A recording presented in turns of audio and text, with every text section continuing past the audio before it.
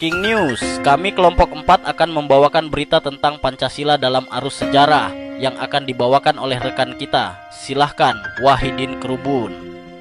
Assalamualaikum warahmatullahi wabarakatuh.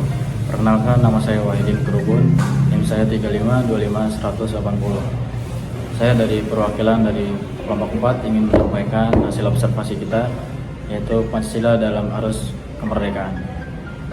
Jauh sebelum Pancasila dirumuskan, benih nasionalisme telah tumbuh sebagian respon terhadap penjajahan. Organisasi pergerakan nasional seperti Budi Utomo dan Serikat Islam menanamkan semangat persatuan dan cita-cita kemerdekaan. Sidang BPUPKI, yaitu Badan Penyelidik Usaha-usaha Persiapan Kemerdekaan Indonesia, dibentuk oleh pemerintah pendudukan Jepang pada tahun 1945 dengan tugas utama mempersiapkan kemerdekaan Indonesia, termasuk merumuskan dasar negara. Dalam sidang BPUPKI sebagai tokoh seperti Muhammad Yamin, Soekarno, dan Soekarno menyampaikan gagasan tentang dasar negara. Untuk informasi selanjutnya akan disampaikan oleh rekan-rekan saya, yaitu Fadlan. Baik, perkenalkan, nama saya Fadlan Hafidhuddin, NIM saya 352510112.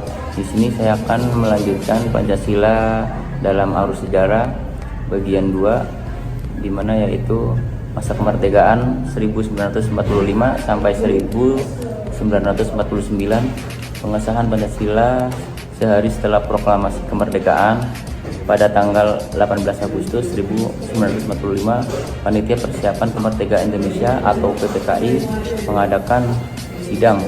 Dalam sidang ini terjadi perubahan pada sila pertama. Pancasila dalam Piagam Jakarta menjadi Tuhan Yang Maha Esa untuk mengakomodasi keberagaman agama di Indonesia. Rumusan Pancasila yang disahkan oleh PPKI inilah yang kemudian tercantum dalam pembukaan Undang-Undang Dasar 1445 dan menjadi dasar negara Republik Indonesia yang sah. Sehari setelah proklamasi kemerdekaan pada 17 Agustus 1445, Panitia Persiapan Kemerdekaan Indonesia atau PPKI mengadakan sidang penting. Sidang ini memiliki beberapa keputusan besar. Yang pertama, mengesahkan Undang-Undang Dasar 1945. Yang kedua, memilih Insinyur Soekarno sebagai Presiden dan Dr. Andes Muhammad Hatta sebagai Wakil Presiden. Menetapkan Pancasila sebagai dasar negara. Namun, sebelum disahkan terjadi perubahan penting pada sila pertama dari masalah Piagam Jakarta 2 Juni 1945. Awalnya sila pertama berbunyi ketuhanan dengan kewajiban menjalankan syariat Islam bagi pemeluk-pemeluknya. Kalimat ini kemudian diubah menjadi ketuhanan yang Maha Esa untuk menghormati atau mengakomodasi keberagaman agama di Indonesia, bukan hanya Islam tapi juga Kristen, Hindu, Buddha, dan kepercayaan lainnya. Cukup dari saya, nanti dilanjutkan oleh teman saya. Baik, Assalamualaikum warahmatullahi wabarakatuh. Saya Kapi Siman Ardiansyah, nomor induk mahasiswa 3525 10116. Masa Orde Lama 1949 sampai 1966. Pengembangan ideologi pada masa ini, Pancasila dikembangkan sebagai ideologi negara. Konsep Pancasila sebagai dasar negara semakin diperkuat. Pendidikan Pancasila mulai diajarkan di sekolah-sekolah sebagai mata pelajaran untuk menanamkan nilai-nilai Pancasila generasi muda. Peran dalam politik, Pancasila menjadi acuan dalam perbuatan kebijakan pemerintah, meskipun dalam praktik terjadi sebagai interpretasi dan implementasi yang berbeda. Baik, presentasi selanjutnya akan disampaikan oleh teman saya, Dika. Assalamualaikum warahmatullahi wabarakatuh. Saya Andika Upalento Prayoga.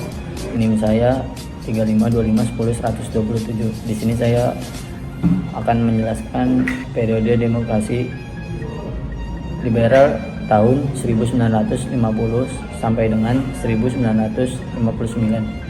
Pancasila dalam Undang-Undang Dasar Negara Republik Indonesia tahun 1950 tetap menjadi dasar negara, namun implementasinya lemah karena instabilitas politik terjadi 7 kali pergantian kabinet dalam 9 tahun. Munculnya pemberontakan daerah yang mengancam persatuan. 1. ada politik sistem pemerintah parlementer berdasarkan Undang-Undang Dasar sementara 1950. Kekuasaan eksekutif, kabinet, dan Perdana Menteri bertanggung jawab kepada parlemen. 2. Seringnya pergantian kabinet terjadi 7 kali pergantian kabinet dalam kurun waktu 9 tahun karena konflik antar partai politik dan ketidakmampuan mengatasi masalah-masalah penting. 3. Konflik politik ditandai dengan ketegangan dan perselisihan antara partai-partai politik seperti PNI, Masyumi, dan NU yang berujung pada seringnya kabinet jatuh. 4. Ada ekonomi sistem liberal berdasarkan prinsip laissez faire laissez pasar, penyerahan pada mekanisme pasar. 5.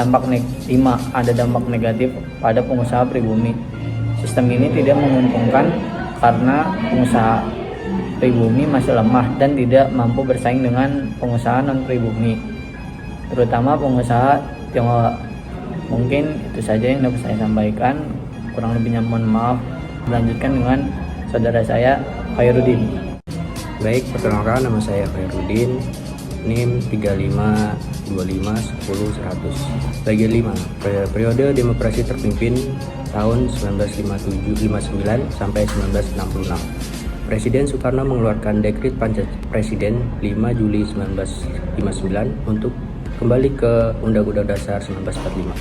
Pancasila dijadikan alat legitimasi politik manipul USDEK. Terjadi penyimpangan yaitu otoritarianisme, konflik ideologi, PKI versus militer.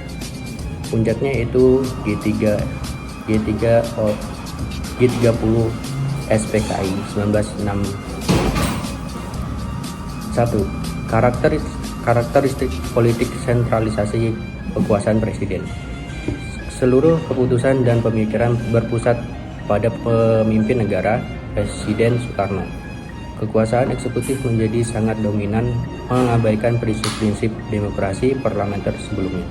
Kedua, dekret Presiden 5 Juli 1959. Periode ini dimulai dengan dikeluarkannya dekret Presiden yang membubarkan konstituente dan menyatakan kembali berlakunya Undang-Undang Dasar 1945 serta pembentukan Majelis Permusyawaratan Rakyat Sementara MPRS dan Dewan Pertimbangan Agung Sementara DPAS.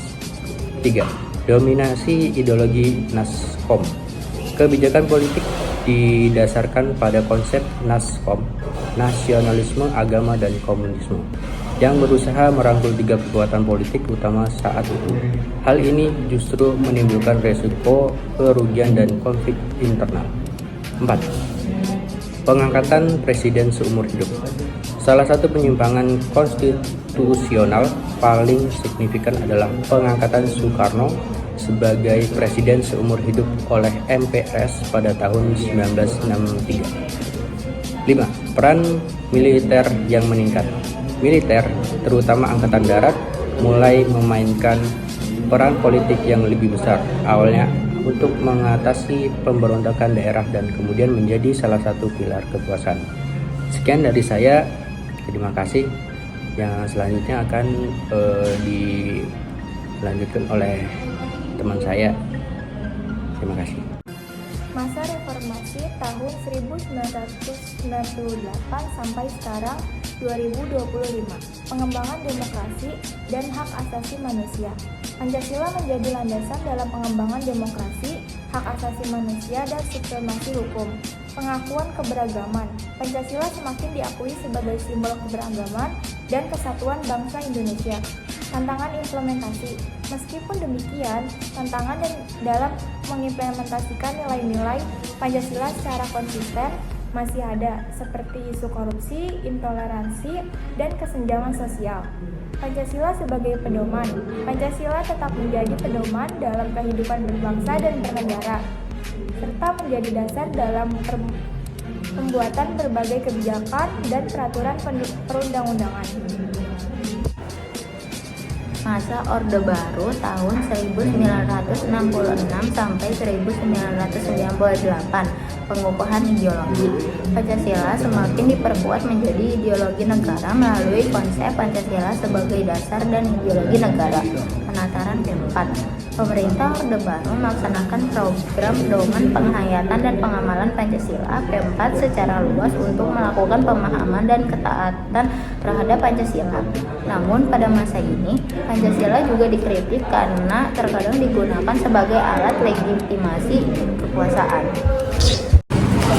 Kesimpulan dari materi ini, Pancasila lahir dari kristalisasi nasionalisme dan pemikiran tokoh bangsa, yaitu BPI-PKI, disahkan oleh PPKI tanggal 18 Agustus 1945 sebagai dasar negara yang mengutamakan keberagaman, ketuhanan yang Maha Esa, dan menjadi landasan perjuangan kemerdekaan. Periode sejarah kebebasan dan awal Pancasila tahun 1949 sampai dengan 1966, liberal dan termimpin.